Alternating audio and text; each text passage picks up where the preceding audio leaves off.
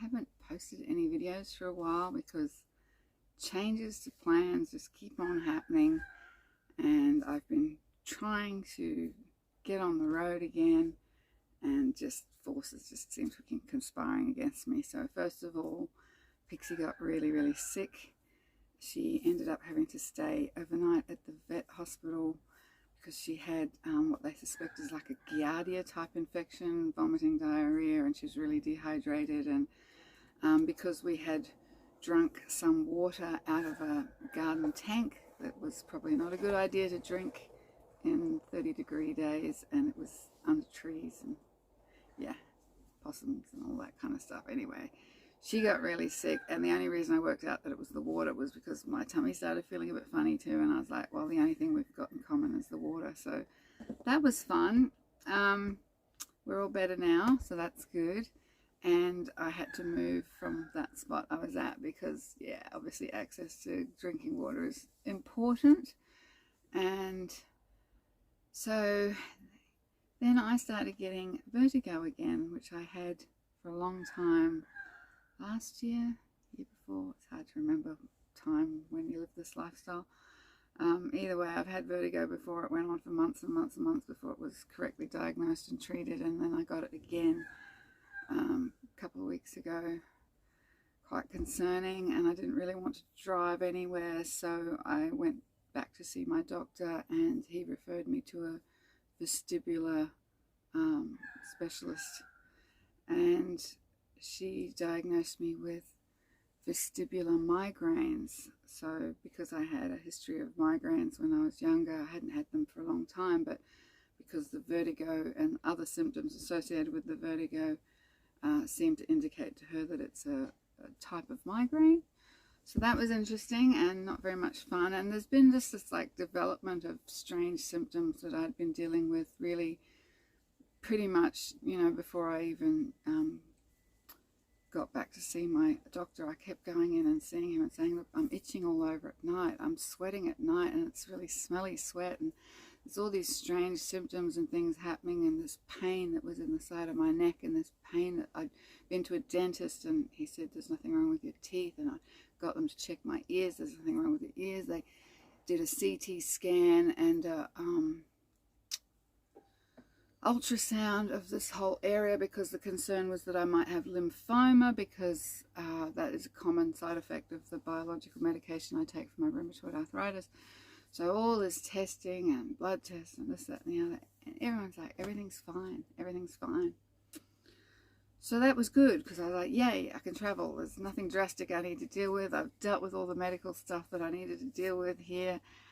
I can go, you know, I've got a free thing to go. But in the meantime, I wasn't feeling well, and I have another autoimmune condition, or they suspect it's an autoimmune condition of the bladder called interstitial cystitis, which flares up really badly and causes like really excruciating pain. It's kind of like, feels like the symptoms of having a urinary tract infection, kind of, but it's not caused by any infection. It's just the lining of your bladder gets really raw and irritated very easily depending on stress, things you eat. Sometimes it just seemed like no reason at all, and it was just getting me up to pee 20 times a night, no solid night sleeps, you know, really difficult. So these are sort of some of the things that I've been dealing with, that I don't really talk about a lot because, I don't know, it's uncomfortable to talk about that, and I don't really, you know,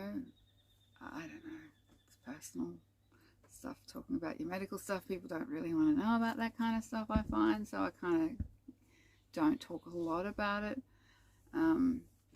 But this has been bothering me for a while, and finally, in absolute desperation, I'm just like, you know, I've tried everything. I've tried so many different varieties of elimination diets, things like that.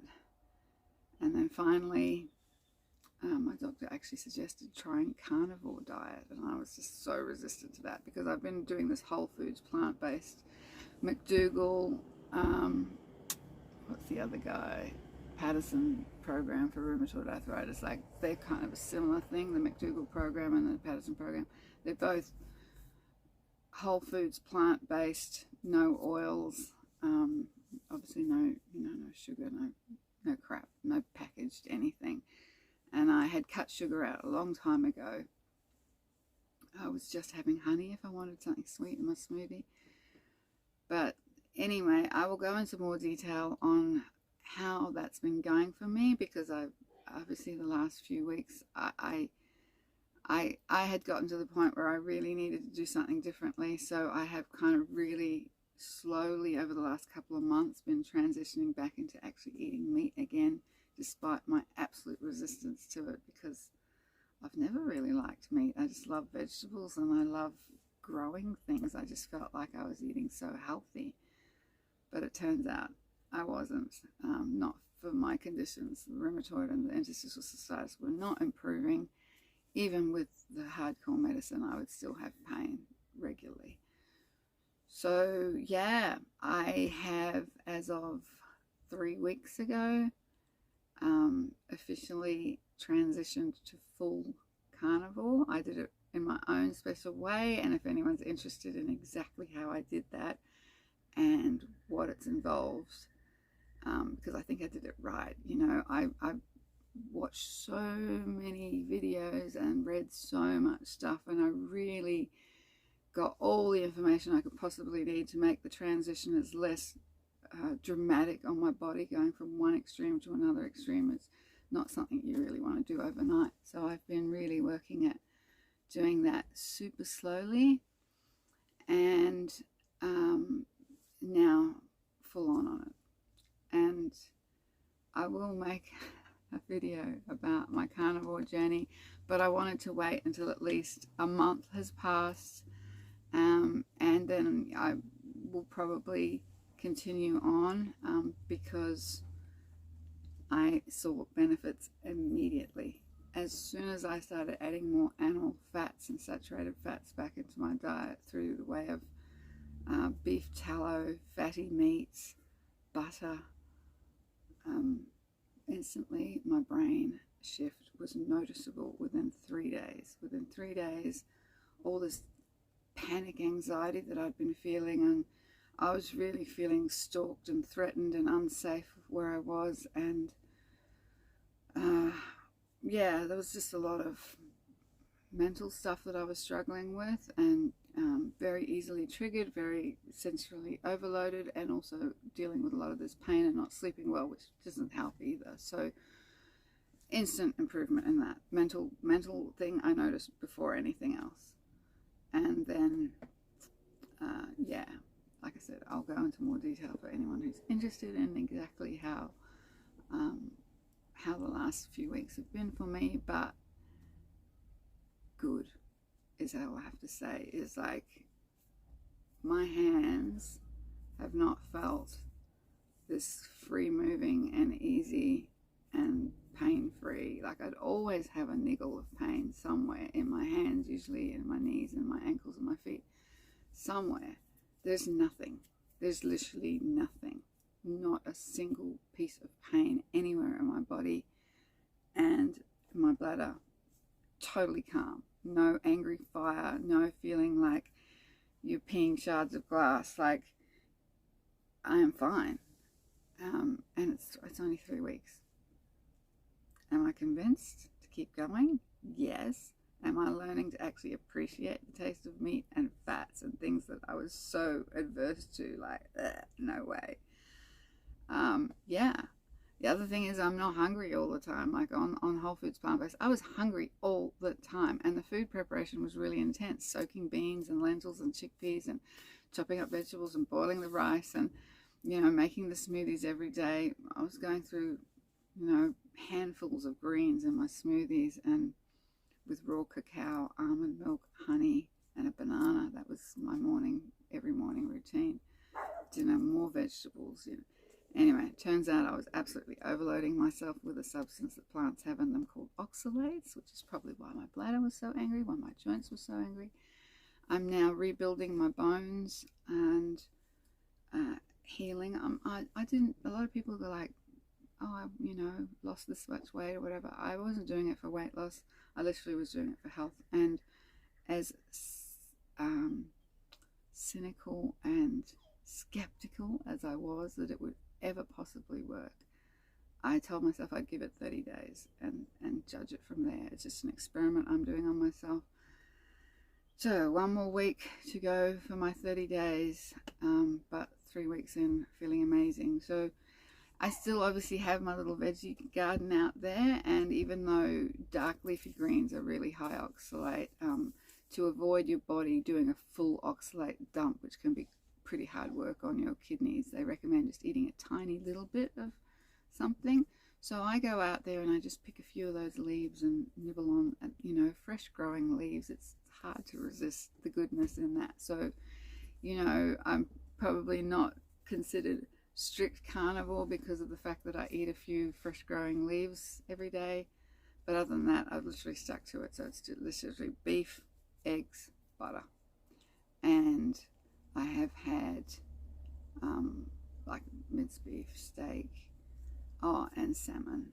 I've had salmon at least once a week. Good fats, good oils. I enjoy it and I'm not hungry. I eat, you know, 1 meal around lunchtime, usually eggs, and another meal around 5 o'clock, dinner time, a steak or some hamburger patties made just with mince and eggs, and everything cooked in butter and tallow, beef tallow, and that's pretty much it. You'd think you'd get bored, but actually for me, I really like eating the same thing every day. Like I used to cook up my big, you know, vegan meals like beans, or you've seen me cooking, you know what sort of things I was cooking, and I'd cook up a big batch to last me at least 3 or 4 days, because I find food preparation exhausting and I don't get bored eating the same things for days on end. So you don't get bored. All the things that you think in your mind would make this a terrible way of eating, they just disappear because you're not thinking about food all the time. You're not hungry. You don't have any cravings for anything bad or naughty. Your meals are completely satisfying. So you look forward to them because you know they're going to satisfy you. Back on the rowing machine. I've been rowing every day, 5 kilometers. I haven't been busking because I just really wanted to give my body some time to adjust to this and some healing time. But I will go back to busking probably tomorrow because school holidays and hopefully there's lots of people around. But yeah, I feel fully transitioned now pretty much, and yeah, anyway, just wanted a quick update on that. And yeah, sorry I haven't posted much, but I just needed some healing time, and I still do need some healing time, but I'm going to ride it out for the purposes of the school holidays, hopefully get a little bit of extra busking money. There's been a lot of specialists appointments that have been costing me large amounts of money, and if I hadn't been busking I wouldn't have been able to pay for those extra $250, $350, $450 doctor bills that I've had, including the vestibular specialist, which was $250. Pixie's vet bill was $450. It's been like a weekly occurrence of big bills for me for the last kind of a couple of months, really. So busking has been a godsend because I would no way have been able to afford those things otherwise. So that's been really good. So yeah, anywho, it's a lovely, beautiful, sunny day. It's finally cooling down a little bit. 26 today, which is so much better than this 30 degrees of mega humidity, which I've been really struggling with. You know, another reason I really couldn't go busking much, because I tried and it was just so hot, so hard. So yeah, anywho, life is good. I'm feeling great and I appreciate you. Thank you. Look at what's happening in my little garden. Look at this gorgeous thing. That is a flower from the turmeric plant. It's just spectacular, isn't it? Everything else is kind of going to seed. The basil's going to seed. My lettuce is still going, and I come out and nibble that every day. And down here I've got some nasturtium, aloe vera, and I think that's pumpkin. It just must have sprouted up out of the compost. But some little caterpillar is in there and I cannot find him. But anyway, Everything's looking good in the garden. Oh, those lettuces are coming towards the end. And in here I've got a sweet potato vine, which is also being munched on by something. Ah, little creatures eating my garden. What do you reckon, Pixie? Pretty good? Pretty good being a trailer trash puppy, hey? You love being a trailer trash puppy? Yeah, I think you do.